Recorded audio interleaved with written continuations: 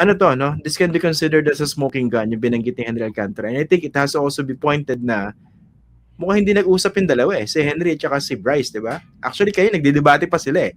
Dinideny ni Henry na meron siya kanalaman doon sa ghost projects. Ini-insist naman ni Bryce. And based on my conversation earlier with Attorney Fortune, abogado ni Bryce Hernandez, hindi nag-usap yung dalawa. Mukhang magkagalit.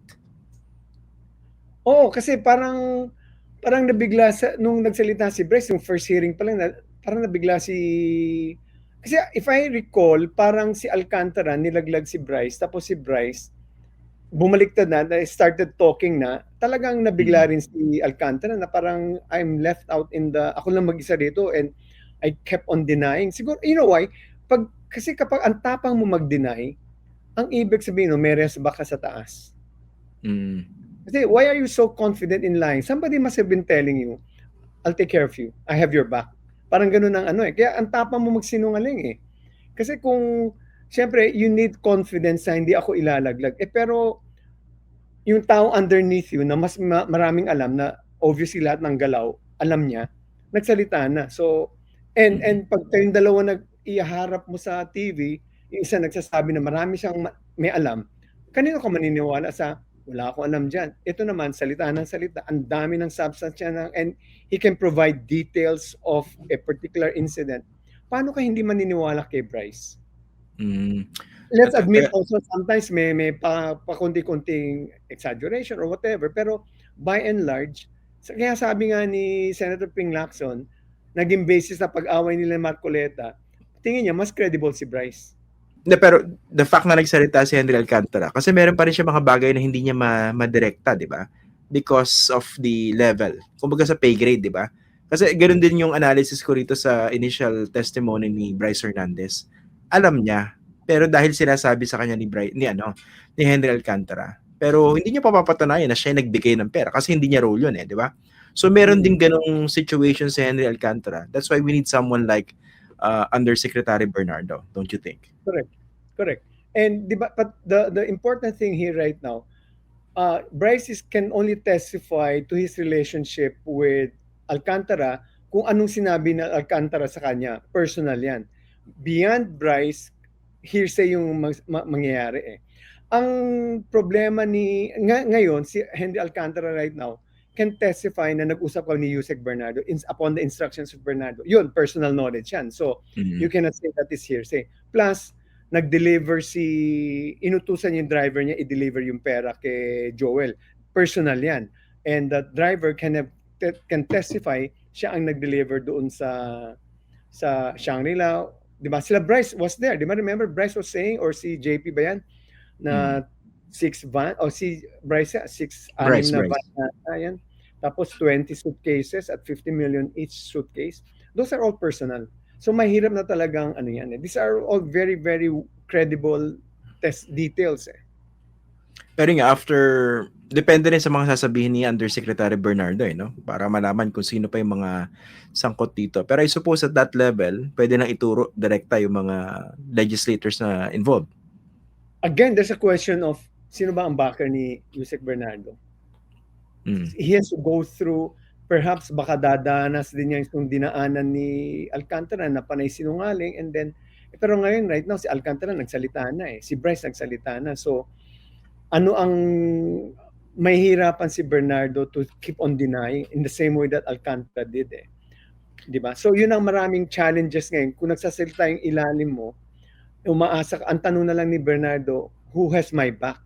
Sino ang magsusupport sa akin or mag-defend sa akin? So, it's going up. And that's why, nakakatakot yung, I can understand the situation that they're undergoing may threat sa buhay nila.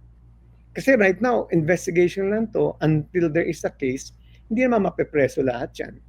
Diba? Until there is a case, that's why it's important for them to get witness protection, because it's possible their lives of their own lives and their families' lives, members' lives are in jeopardy.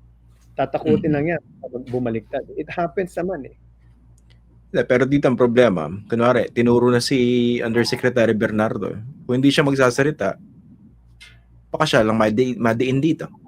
Well, the situation there is simple. Like if you are pag sindikato yan, para sigurado hindi magsalita si Yusek Bernardo, make him disappear. Diba? Or goes abroad in the same way that Saldi is doing that. So there are many ways of making sure that someone does not sing.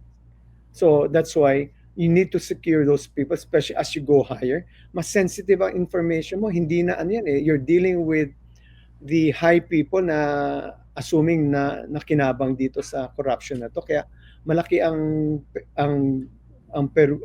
jeopardy sa buhay nila.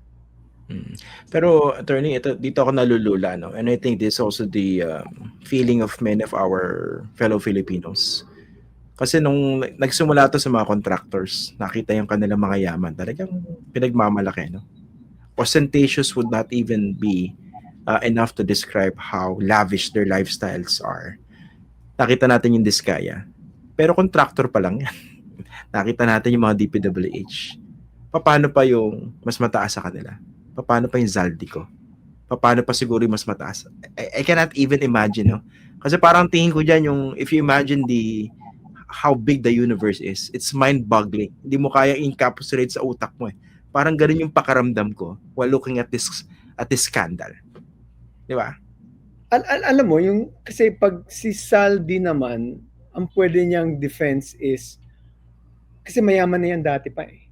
So he can justify my wealth is from my businesses and all that. So it's a question for him to prove that hindi galing sa nakaw yung yaman niya ngayon. Pero if I understand it right, ang jump ng kanyang wealth is about 700% over sa ano, parang ganun kalaki ang jump nung kasalin niya eh. I read it somewhere, no. So talagang nakakalula talaga. You're right, nakakalula. Kasi nga, itong project na to, hard projects to lahat eh.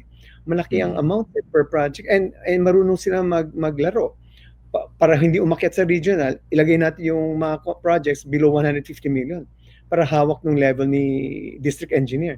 So these are the things na if you're not familiar with this, hindi mo malalaro yan eh. Kaya talagang alam nila what to do eh. These are subject matter experts of construction and how to manipulate the money in that particular industry.